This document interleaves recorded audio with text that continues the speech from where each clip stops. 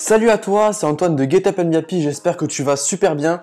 Alors déjà, si tu as cliqué sur cette vidéo, je suis super content que tu te sois lancé dans l'entrepreneuriat, que tu aies envie de créer un business et que tu aies envie de créer quelque chose. Déjà, je te félicite. Bravo.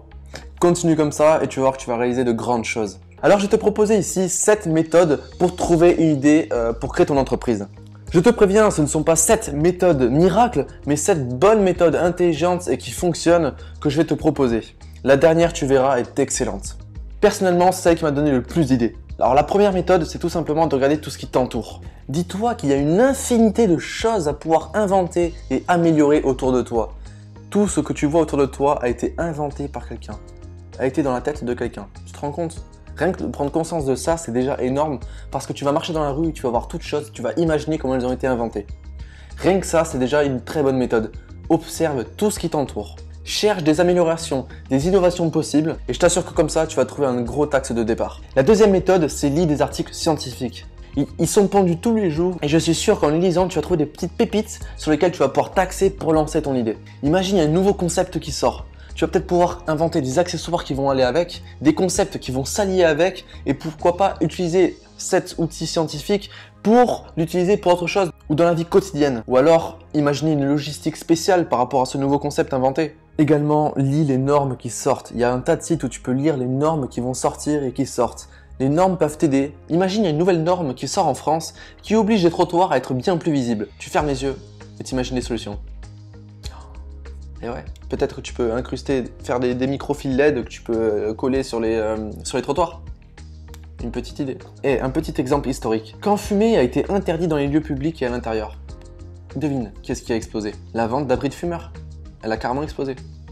Waouh, ça c'est un gars qui s'est servi d'une norme qui est sortie pour créer un complément. Et ça, je t'assure que ça marche très très bien. Dis-toi que là, il y a un questionnement qui se pose concernant la lumière bleue émise par les écrans. Invente un concept de lunettes, ça va exploser. Alors observe, analyse et réagis. La quatrième méthode, c'est de t'évader un peu. Sors dehors, va dans la nature, vide ton esprit, vide ta tête et ne pense à rien. Tu vas faire une sorte de méditation et tu vas reposer ton cerveau. Et là, quand tu vas revenir, ton esprit va repartir à la conquête d'idées et qui vont affluer, tu vas voir plus vite que jamais. Si tu ne reposes pas ton esprit, tu ne peux pas voir un tas d'idées qui vont te rentrer dans la tête. Repose ton esprit, médite ou sors dans la nature. La cinquième chose, c'est observe ta vie quotidienne. Qu'est-ce qui te manque dans ta vie quotidienne ? Qu'est-ce qui manque à ton entourage dans la vie quotidienne? Par exemple, je ne sais pas si tu connais, il y a l'application DoYouKnow qui a été inventée par une fille qui était exaspérée de se faire arnaquer par les artisans. Elle a créé l'application par rapport à sa vie quotidienne pour aider les autres et pour créer son entreprise, son business. Laisse cours à ton imagination et tire des pépites de ton quotidien. La sixième astuce, c'est voyager. Voyager et voyager. Si tu voyages, tu vas découvrir de nouvelles cultures, de nouvelles idées.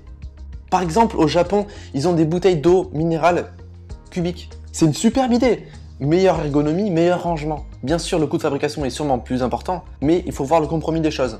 Tu peux importer des concepts inventés dans d'autres pays et les adapter à ton pays d'origine. Je te demande pas de faire du plagiat, je te demande d'adapter le produit à ton pays, à ton besoin, aux besoins de ton pays. Et la dernière méthode, celle que je préfère, celle qui m'a donné le plus d'idées depuis que je la pratique, c'est la méthode du carnet. Tu prends un carnet ou alors une application de notes comme Evernote ou Google Keep et tu notes tout ce qui te passe par la tête, mais vraiment tout. Aucune idée n'est mauvaise. Les idées farfelues peuvent te donner de très bonnes idées après. Avec cette technique, rien qu'en demandant à ton cerveau de noter toutes les idées qui passent par la tête, tu vas voir qu'il va se mettre à la recherche constamment d'idées. Et c'est quelque chose qui est inconscient dans ton cerveau. C'est un outil très puissant. Tu peux très bien l'ajouter à ton business que tu as en cours pour l'améliorer, pour trouver des solutions. Je te promets que cette technique est carrément puissante. Alors si tu les mêles toutes ensemble, je te dis même pas le boom. Tu vas créer un business de folie. Je sais qu'en un mois environ, j'ai trouvé une trentaine d'idées grâce à ces astuces. C'est un truc de dingue. Fais attention, ce carnet il est à toi.